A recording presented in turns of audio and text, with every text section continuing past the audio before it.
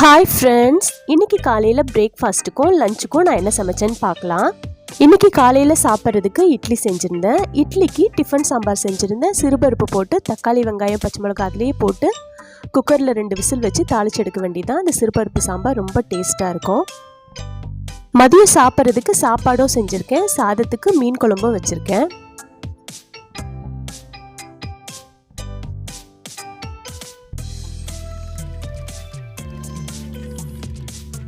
அப்புறமா சவுச்சவும் கத்திரிக்காவும் போட்டு சிறுபருப்பு போட்டு கூட்டு வச்சுருக்கேன். சவுச்சவும் கத்திரிக்காவும் இருந்தது, அது சிறுபருப்பு கூட போட்டு கூட்டு வச்சுருக்கேன்.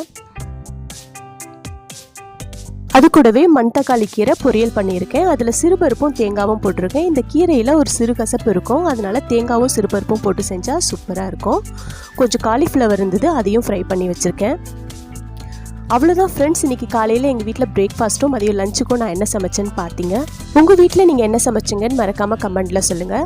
அப்புறம் நீங்கள் நம்ம சேனலை ஃபஸ்ட் டைம் பார்க்குறீங்கன்னா நம்ம சேனல் சுமிதா சிம்பிள் சமையலை மறக்காமல் சப்ஸ்கிரைப் பண்ணிக்கோங்க. நம்ம சேனலை சப்ஸ்கிரைப் பண்ணி சப்போர்ட் பண்ணிகிட்டு இருக்க எல்லா ஃப்ரெண்ட்ஸ்க்கும் ரொம்ப ரொம்ப தேங்க்ஸ். நாளைக்கு இன்னொரு சூப்பரான வீடியோவில் பார்க்கலாம். பாய்.